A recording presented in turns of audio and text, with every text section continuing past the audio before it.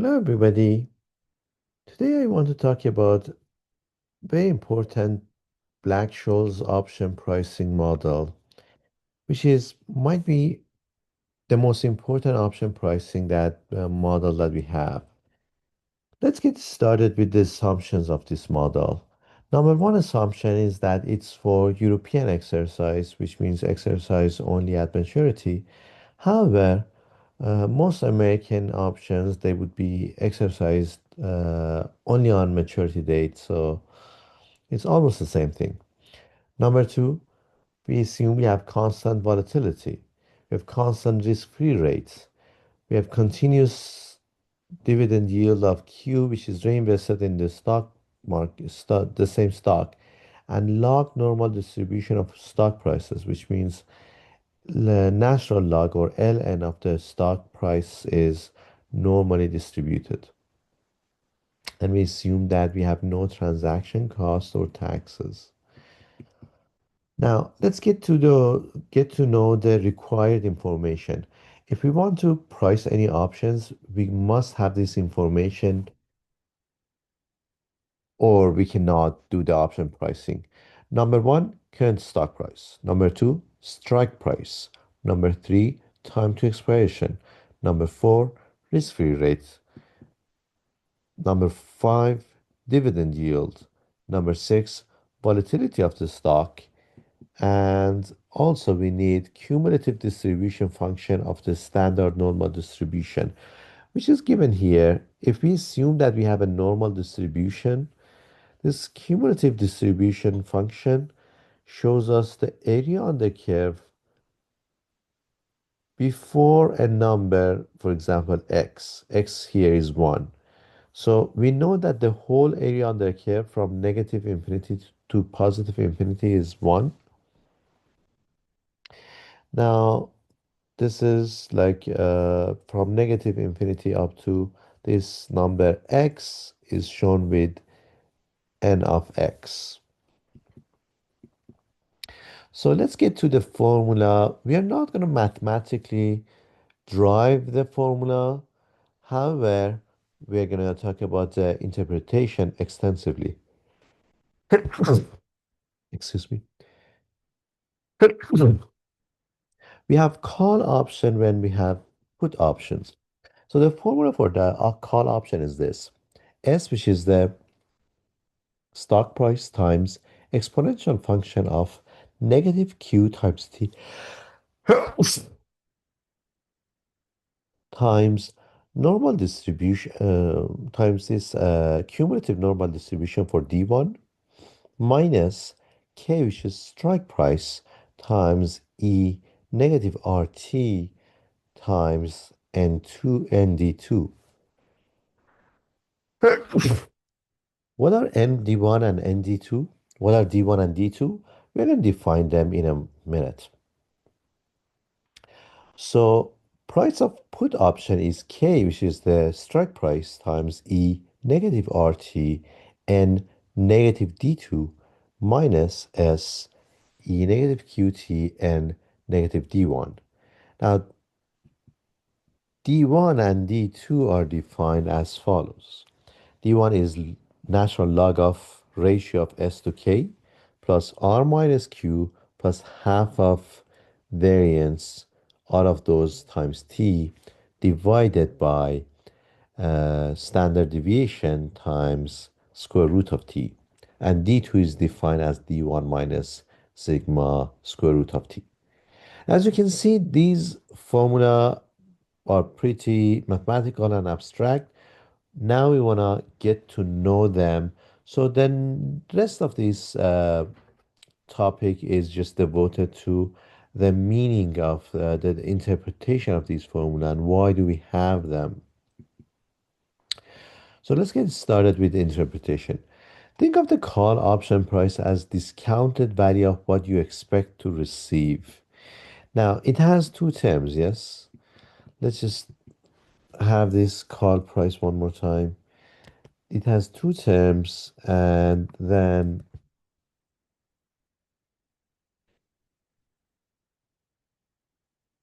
so The first term is just the first term S E negative QT ND1. This is expected benefit from acquiring the the stock if you exercise the option. Now, imagine that you exercise the option. When do we exercise the call option? When the price is higher than strike price. And we only pay strike price for it, but we receive the stock.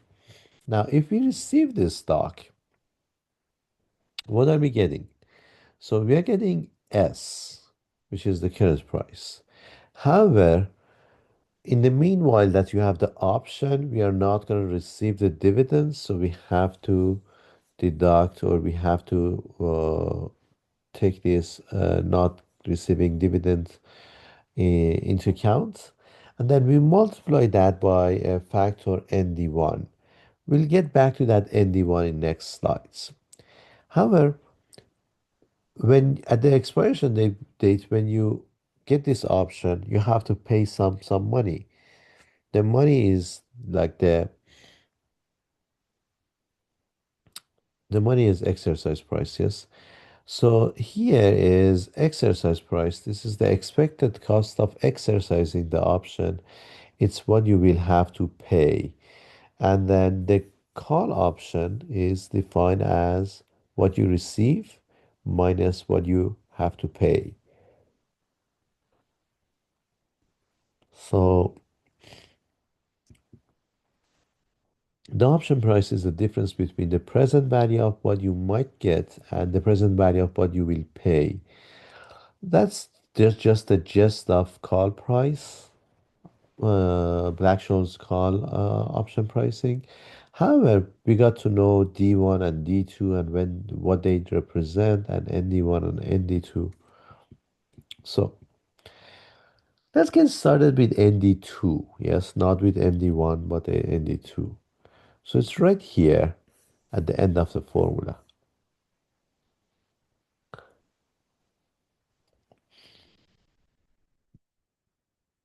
ND2 is the risk neutral exercise probability. It means that if the investor is risk neutral, what is the probability that the investor exercises this option?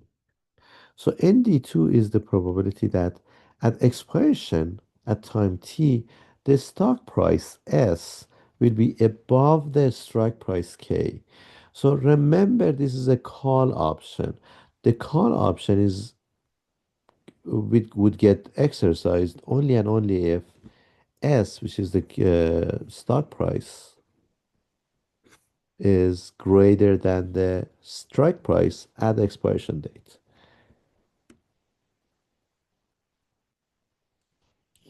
Probability that the option expires in the money is given with this ND2.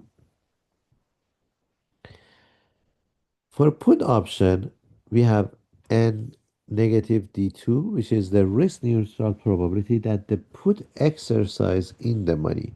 So essentially ND1 and ND2 here and N negative D2, they talk about the probability that the option, either the call option with positive D2 sign or put option with negative D2 sign, the probability that they get exercised. So let's talk about interpretation in more details. K E negative RT ND2. So this is the second term that we have here, yes? Yeah, second term that here we have. So let's talk about that one. Now, his second term is the strike price K discounted to today's value by this factor of E negative RT multiplied by the probability that you have to pay it ND2. So essentially at the expiration date, if stock price is greater than strike price, then you exercise the option. When you exercise, there is something that you receive. What do you receive? This, the stock. What is that ND1? We'll talk about that later on. However, we have to pay the strike to the seller of the option. So that's essentially K. We discount it at the current time. However, there is this ND2 as well. What is this ND2? ND2 is the probability that at expiration, the strike price else will be above the strike price K.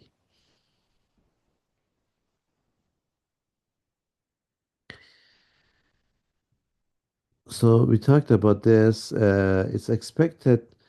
Now here, the whole term here is expected present value of the cost of exercising the option.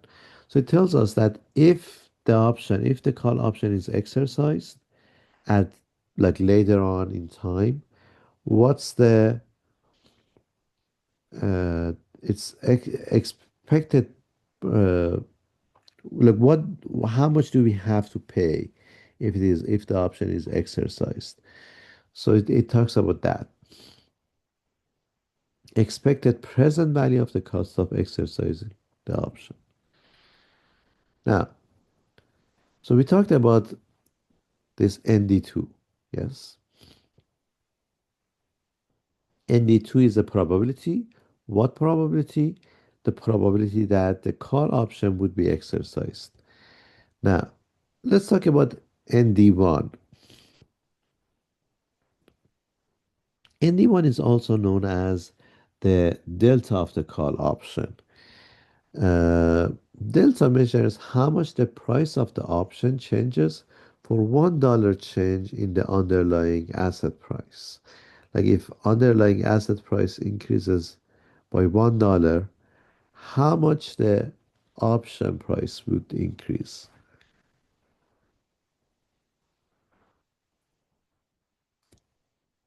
So it's a first derivative of the option price with respect to the stock price.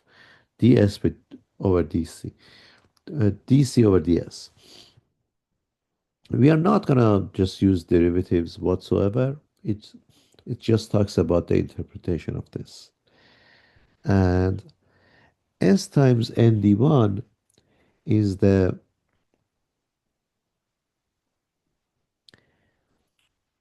stock price S multiplied by the number of effective shares the option behaves like. So ND1 essentially tells us that, so right now at time zero, we don't have stocks, we have options. Now that option doesn't necessarily play like stock. If stock prices go up by $1, option might go up by, I don't know, half a dollar or $0.3 or $0.1 or $0.9. Yes. And therefore, ND1 is like effective shares. It's expected present value of the stock you'll receive upon exercise. So how many stocks you receive upon exercise is the expected present value of that. And then what is SE negative QT ND1? Is the adjust that based on dividends. So we have to adjust it based on dividends. So again, when you have the option, you don't receive dividends. You receive dividends only and only if you hold the actual stock. Now, notice the subtle but critical difference between ND1 and ND2. ND2 is the probability of exercise. ND1 is the number of shares you effectively own if you hold the option. So if you hold the option, it just tells you the number of shares that you effectively own. Now, to just recap what we have here, we have call price. call price has two different parts. First part is S e to power negative qt nd1, and it has second part k e negative rt nd2. Now, nd1 is effective number of shares that we have, and essentially it tells us that if this is what we receive if we exercise the option. Yes, we receive S, but however, not that the relationship is not from option to stock is not one to one. So we receive S times ND1, and this E negative QT is because when we have this option, essentially you don't receive dividends. So you gotta make it based on like not receiving the dividends. That's the discount rate that we have for S. So essentially, this is estimated expected value of stock you receive if exercise. If you exercise your option, expected value, not the total like exact value, the expected value of the stock that you receive. Now, from that, you're going to subtract your cost. Again, it's a call option. You pay the strike price, you receive the stock. The stock, we take the dividends away from it, and then we multiply that by the effective number of shares minus the expected value of cost of exercising.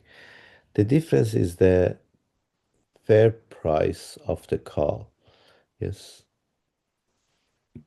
So these two, how much you would receive minus how much you would pay. And ND2, remember, is the probability that the option would be exercised. Now, put price. Put is the exactly opposite. You give away your stocks, you receive premiums. So how much premiums do we receive? KE negative RT. So why? Because we receive this K at the time of expiration. So we have to take this E to power negative RT into account as well. And negative D2. So it's the discounted value of the expected payoff if option is executed. So the first term is how much you would receive. The subtracted expected rate of stock. So this is how much we have to pay. And this is how much you would receive if you exercise that put option. The difference is the fair price of the any put. So this guy minus this guy. This guy is how much you would receive if put option is exercised, and this is how much you have to pay. How about calculating volatility?